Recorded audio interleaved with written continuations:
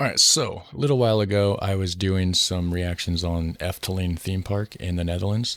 So I came across this video, and I think it was the suggested videos section of my Discord. Anyways, I saw this as the history of Efteling in the Netherlands, Expedition Efteling. That's the name of the original video. So I see this, I'm like, oh, well, this is cool. The history of Efteling. I really enjoyed the theming of Efteling, the Fairytale Forest, the tree that's got like the face and stuff like that. So yeah, so we're gonna check this out, get a little bit of history about Efteling, and as always, a link to the original video will be in the description section down below. So go check that out. Hit like and hit subscribe on your way down if you don't mind. It's completely free and it doesn't cost nothing but time. So let's check this out. History of Efteling.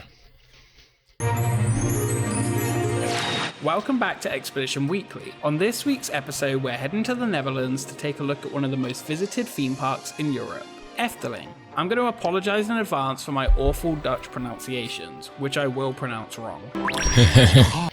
Speaking of Dutch pronunciations, I'm probably going to pronounce them wrong as well, but I'm in the process of trying to learn Dutch on Duolingo, and I've been streaming the lessons. And so you can find that on my channel. I got a link to the first episode on that actually in the description also. So if that's something you're interested in, just, letting you know it is available for your viewing entertainment. Oh, in de Efteling, een wereld vol wonderen. Looks fuzzy.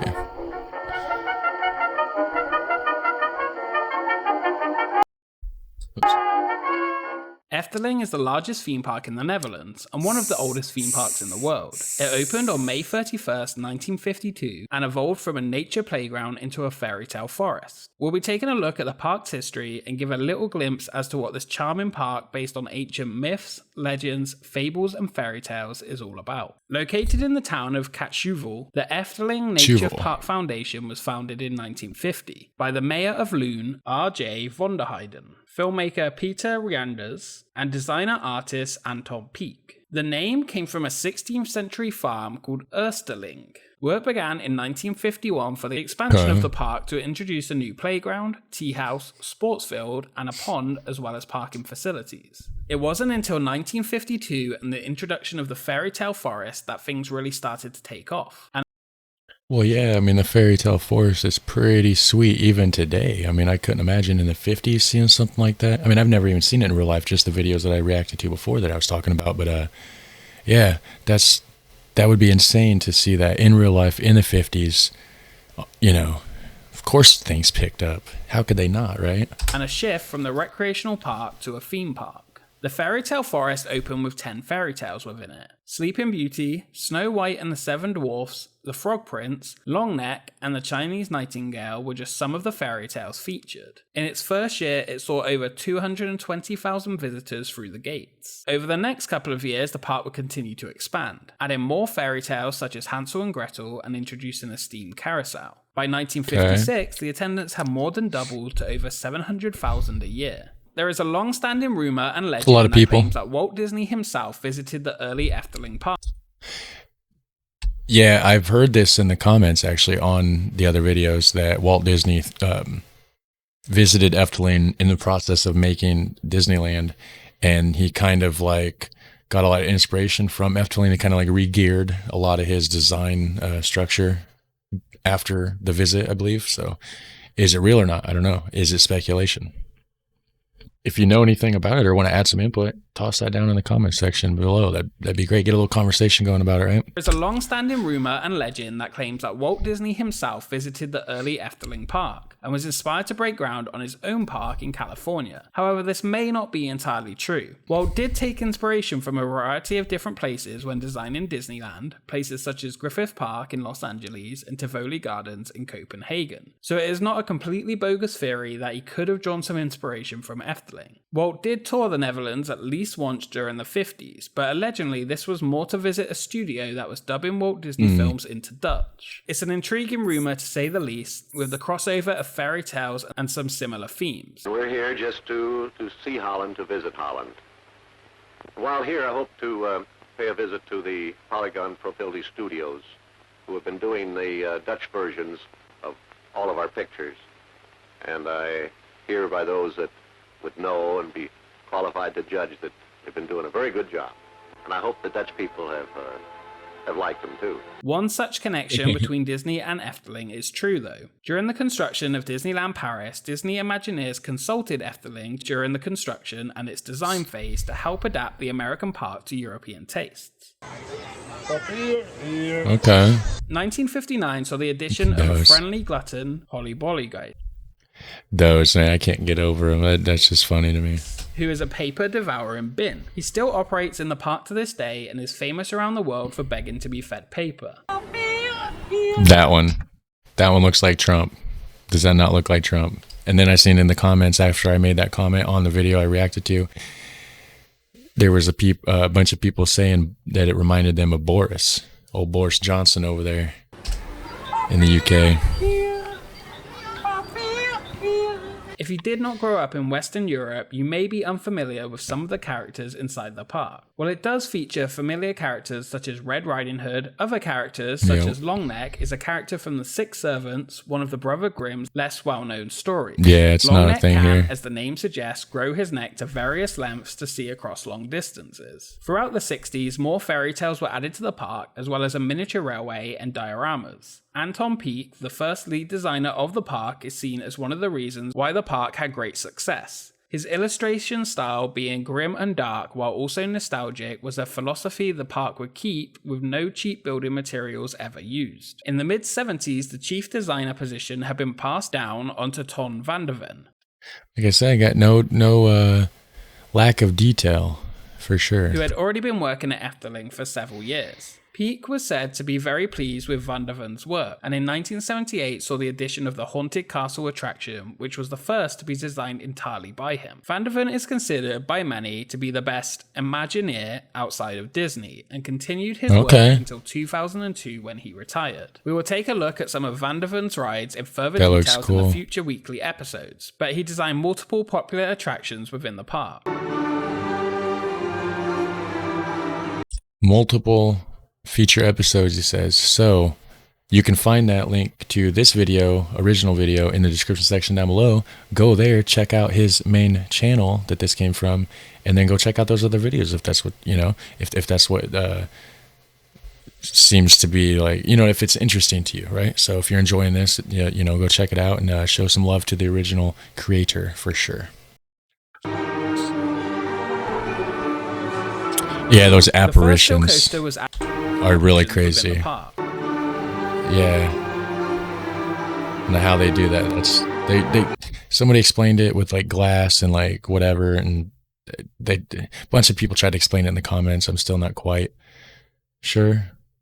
But it looks really neat regardless, for sure. I think it's like with mirrors or something. The first was added to the park in 1981, called Python. This was a resounding success from its first day operating, but did have some issues operating late due to the noise the ride created later in its life. The ride was actually demolished and recreated in 2017, keeping as true to the original as possible, but with a smoother and quieter ride. The park continued to add top quality attractions throughout the 80s, and the park expanded greatly. Rides such as Half Moon, the swinging ship, Piranha, a river raft ride, Bob Track, a bobsled roller coaster. I would like to ride that, the bobsled roller coaster thing. That'd be really cool. And then this swinging boat thing, we have those here. I've seen those, not exactly the same model, different kind of boat, but we do have those here at different theme parks and stuff. The swinging ship, Piranha, a river raft ride, Bob we have these too. A bobsled roller coaster, and also an observation tower, with some of the additions to the park. All right.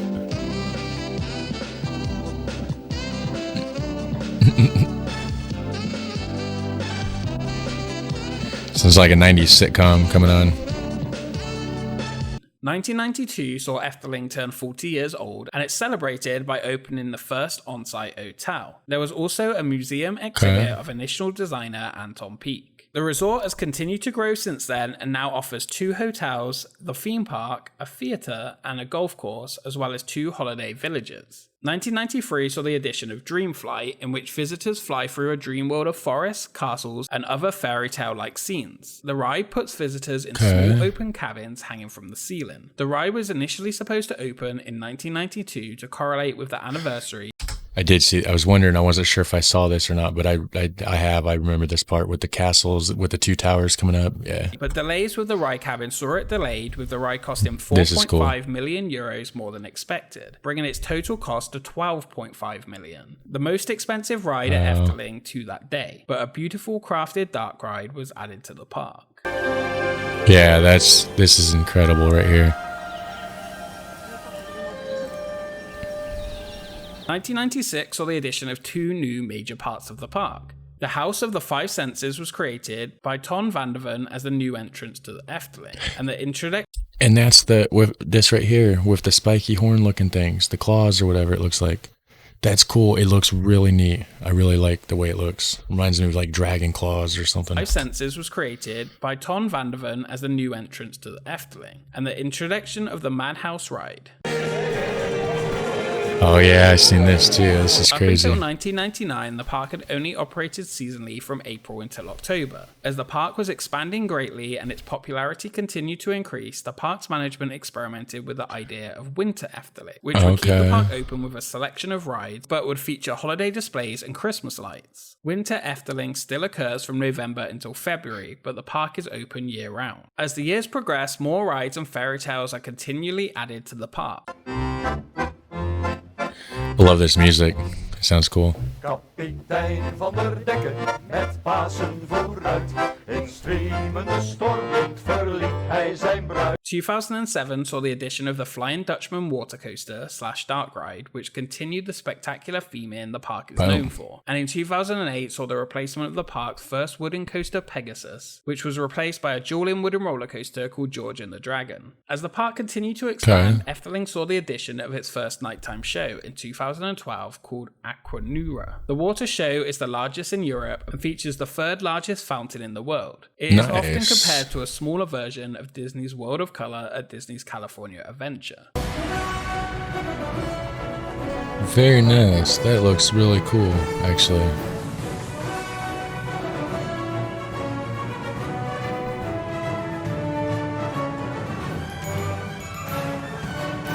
How do they Some even... notable additions to the park in recent years is the B&M dive coaster Baron 1898, another heavily themed coaster set in 1898 about a gold mining shaft. It's a really wide look coaster. At some of the attractions within this park, though, on future expeditions. Efteling was largely built in a pine forest in a rural area, giving the park a very natural feel. It has an abundance of green space and allows the visitors to get sucked into its storytelling. Growing from just 10 fairy tales in a Fairytale Forest in 1952 to over 29 these days, the park goes from strength to strength. There are a variety of different attractions, shows, and museums for all ages to be entertained, and the intricate...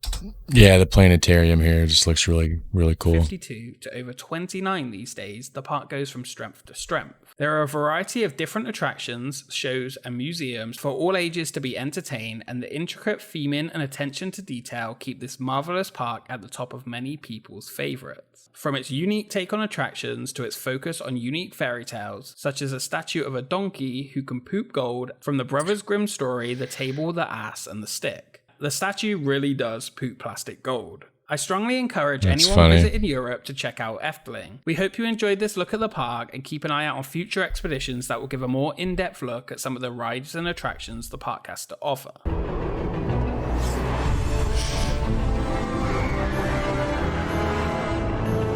Nice. This place is a world of wonders waiting to be discovered by you. Efteling, World of Wonders. Efteling really is one of the best theme parks in Europe. We will see you next time. Well, there you have it, guys. Efteling, the history of... that was pretty sweet. So... evidently, obviously, it wasn't built all at once, right? They added here and there and updated and stuff like that. What's your guys' favorite part of Efteling? Let me know down below. Until next time, have a good one. Hit like, hit subscribe, and have a super fun, awesome day. All right, take care.